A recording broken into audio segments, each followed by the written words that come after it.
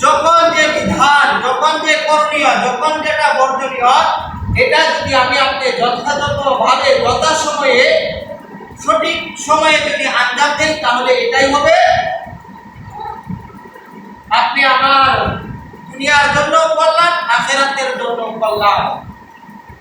আমি কালামে পাক থেকে সূরা মুমিনুনের 60 নম্বর আয়াত এবং তিরমিজি শরীফের 3373 নম্বর হাদিস তেলাওয়াত করেছি। এই আয়াতে কারিমা এবং হাদিস শরীফের আলোকে আপনাদের সম্মুখে দোয়া এর গুরুত্ব এবং ফজিলত সম্পর্কে সামান্য আলোচনা করব ইনশাআল্লাহ তাআলা। আজকে আমরা কুরআন ও হাদিসের আলোকে আল্লাহ তাআলার তৌফিকে দোয়া এবং দোয়ার ফজিলত সম্পর্কে, দোয়ার গুরুত্ব এবং দোয়ার ফজিলত প্রসঙ্গে আলোচনা করব। মা তাওফিক ইল্লা বিল্লাহ। আমরা দুনিয়াবী জীবন যাপনের ক্ষেত্রে আমাদের অনেক সময় কি হয়, আমরা সমস্যার সম্মুখীন হই। পারিবারিকভাবে, সামাজিকভাবে, রাষ্ট্রীয়ভাবে বিভিন্ন বাধা বিপত্তির শিকার হই। তখন আমরা কি করি? আমরা নেতৃস্থানীয় ব্যক্তিবর্গদের কাছে সমাধানের জন্য ছুটাছুটি করি। আল্লাহ প্রদত্ত কোনো বিষয়ে বা কোনো বালা মুসিবতে পড়ে যদি আমরা লিপ্ত হয়ে যাই, পড়ে যাই, কোনো বালা মুসিবতের মধ্যে আমরা পড়ে যাই, তখন কি করতে থাকি?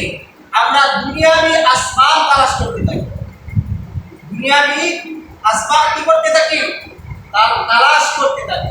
কিন্তু আমরা মুমিন, আমরা মুসলমান, আমাদের জন্য করণীয় ছিল প্রত্যেকটা ক্ষেত্রে আল্লাহ তাআলার দিকে মুখাপেক্ষী হওয়া। আল্লাহ তাআলার দিকে মুখাপেক্ষী হওয়া। আবু দাউদ শরীফের হাদিসের মধ্যে আসছে যে দোয়ার গুরুত্ব কতটুকু। তোমার যদি জুতার ফিতা ছিঁড়ে যায়, তাহলে আল্লাহ তাআলার কাছে দোয়া করো, আল্লাহ তাআলা যেন তোমার জুতার ফিতার ব্যবস্থা করে দেন। জুতার ফিতা একদম সামান্যতম বিষয় না। জুতার ফিতা ছিঁড়ে গেল, আমরা নিমিষে কি করব? নিয়ত করব, বাজার থেকে গিয়ে কি করব? এক জোড়া নতুন জুতা কিনে নিয়ে আসবো। আমাদের ভরসা কোথায়, কোন দিকে যায়? টাকার দিকে। কিন্তু হাদিসের শিক্ষা হলো, তুমি ন্যূনতম সমস্যার সম্মুখীন হলেও আল্লাহ অভিমুখী হও, আল্লাহ তাআলার দিকে মুখাপেক্ষী হও, আল্লাহ তাআলার কাছে কাকুতি মিনতি করো। আল্লাহ পাক রব্বুল আলামিন বলতেছেন কি করতে? সর্বক্ষেত্রে দোয়া করার জন্য। আমি ব্যক্তিগতভাবে পেরেশানিতে আছি, ব্যক্তিগতভাবে অসুবিধার মধ্যে আছি, বিভিন্ন অভাব অনটনের মধ্যে আছি। কুরআনের শিক্ষা হলো, হাদিসের শিক্ষা হলো আল্লাহ তাআলার দিকে মুতাওয়াজ্জিহ হওয়া, আল্লাহ তাআলার দিকে অভিমুখী হওয়া। কারণ হাদিসের মধ্যে সবচেয়ে বস্তু, তুচ্ছ বস্তু জুতা, এটার ফিতা ছিঁড়ে গেলেও আল্লাহ তাআলার কাছে যাওয়ার জন্য বলা হয়েছে। এটার দ্বারা কি বড়টার থেকে কি বিমুখ হওয়ার কথা বলতেছে না। বড় থেকে বড় যত বিষয় আছে সবগুলোর ক্ষেত্রে কি করতে হবে? আল্লাহ তাআলার দিকে মুতাওয়াজ্জিহ হতে হবে। আমি সূরা মুমিনের 60 নম্বর আয়াত তেলাওয়াত করেছি। আল্লাহ তাআলা বলেন, ওয়াকালা রাব্বুকুম উদউনি আস্তাজিব লাকুম। আল্লাহ তাআলা বলতেছেন যে ওয়াকালা রাব্বুকুম, তোমাদের প্রতিপালক বলতেছেন, উদউনি, আমাকে তোমরা আহ্বান করো, আমাকে তোমরা ডাকো, আমার কাছে তোমরা দোয়া করো, আস্তাজিব লাকুম, আমি তোমাদের দোয়া কবুল করব। আল্লাহ তাআলা কি বলতেছে? তোমরা আমার কাছে চাও, আমি তোমাদের চাওয়া পূর্ণ করব। কিন্তু আমরা যদি ব্যক্তিগত সমস্যার সম্মুখীন হই, পারিবারিকভাবে সমস্যার সম্মুখীন হই, আমি যদি সামাজিকভাবে সমস্যার সম্মুখীন হই, আমরা কখনোই কিন্তু কি করি না? আল্লাহ অভিমুখী হই না। আমরা দুনিয়াবি আসবাবের দিকে, আমার যদি কেউ কোনো ক্ষমতাধর ব্যক্তি থাকে তার পিছনে কি করতে থাকি? দৌড়াইতে থাকি। আমার ঘরে চাল নেই, আমার ঘরে ডাউন নেই, আমি অভাবী, আমি কি করি? মেম্বারের পিছনে দৌড়াই, চেয়ারম্যানের পিছনে দৌড়াই। কিন্তু আমার এই সমস্যার মধ্যে আমার আল্লাহ তাআলার দিকে মুতাওয়াজ্জি হওয়ার দরকার ছিল। আল্লাহ তাআলা কি বলতেছেন? ওয়াকালা রাব্বুকুম উদউনি আস্তাজিব লাকুম। তোমাদের রব তোমাদেরকে বলতেছেন যে তোমরা আমাকে ডাকো, আমার কাছে দোয়া করো, আমি তোমাদের ডাকে সাড়া দেব, আমি তোমাদের দোয়া কবুল করব, আমি তোমাদের আহ্বান শুনবো। ইন্নাল্লাযীনা ইস্তাকবিরুনা আন ইবাদাতি, অতঃপর আল্লাহ তাআলা বলতেছেন নিশ্চয়ই যারা আমার ইবাদত করতে অহংকার করে, যারা আমার ইবাদত থেকে অহংকার বশত সরে পড়ে, সায়াদখুলুনা জাহান্নামা দাখিরিন, ও চিরে সে জাহান্নামে লাঞ্ছিত অবস্থায় প্রবেশ করবে। দোয়া আমরা মনে করি শুধু কি নামাজ এটাই ইবাদত। আমরা কি মনে করি? নামাজ শুধু এটাই ইবাদত, রোজা শুধু এটাই ইবাদত, হজ শুধু এটাই ইবাদত, যাকাত শুধু এটাই ইবাদত। না, দোয়া এটাও একটা ইবাদত। দোয়া কি একটা ইবাদত।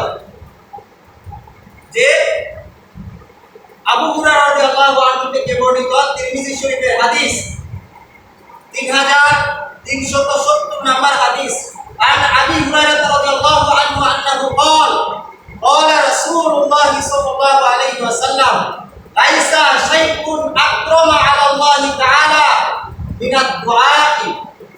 আল্লাহ তাআলার কাছে দুয়ার চেয়ে অতি উত্তম আর কোন বস্তু নেই। লাইসা শাইউন আকরামা আলাল্লাহি তাআলা মিনাদ দুআই। আল্লাহ তাআলার কাছে দুয়ার চেয়ে অধিক সম্মানিত আর কোন বস্তু নেই।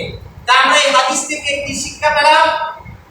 যে দোয়া আল্লাহ তাআলার কাছে সবচেয়ে প্রিয় বস্তু। দোয়া হলো কি আল্লাহ তাআলার কাছে সবচেয়ে প্রিয় বস্তু। এরপরে হাদিসে আল্লাহ রাসূল সাল্লাল্লাহু আলাইহি ওয়াসাল্লাম বলতেছেন, আন আনাস ইবনে মালিক রাদিয়াল্লাহু আনহু আন্নাহু قال قال رسول الله صلى الله عليه وسلم الدعاء مخ العبادة। দোয়া হলো ইবাদতের মূল। আল্লাহ রাসূল কি বলতেছেন? দোয়া হলো ইবাদতের মূল আসল। আমাদেরকে কি করতে হবে? দোয়া করতে হবে। এরপরে হাদিসে আলী নু'মান ইবনে বাশির রাদিয়াল্লাহু আনহু আন্নাহু قال قال رسول الله صلى الله عليه وسلم الدعاء هو العبادة। দোয়াই ইবাদত। দোয়াই কি ইবাদত। এর দ্বারা প্রতীয়মান হয় শুধু নামাজ, রোজা, হজ, যাকাত এগুলোই ইবাদত না। দোয়াও কি ইবাদত। দোয়াও কি ইবাদত। দোয়া আমরা এই হাদিসগুলোর আলোকে কি বুঝতে পারলাম? দোয়া ইবাদত। তাই এই ইবাদত আমাদের করতে হবে না। আমি ব্যক্তিগত সমস্যায় পড়েছি, সামান্যতম হাদিসে আসছে তোমার জুতার পিঠটা ছিঁড়ে গেলেও আল্লাহ তাআলার কাছে যাও। সামান্য বিষয়েও আল্লাহর অভিমুখী হও, আল্লাহ তাআলার দিকে মুতাওয়াজ্জি হও, আল্লাহ তাআলার প্রতি মুখাপেক্ষী হও।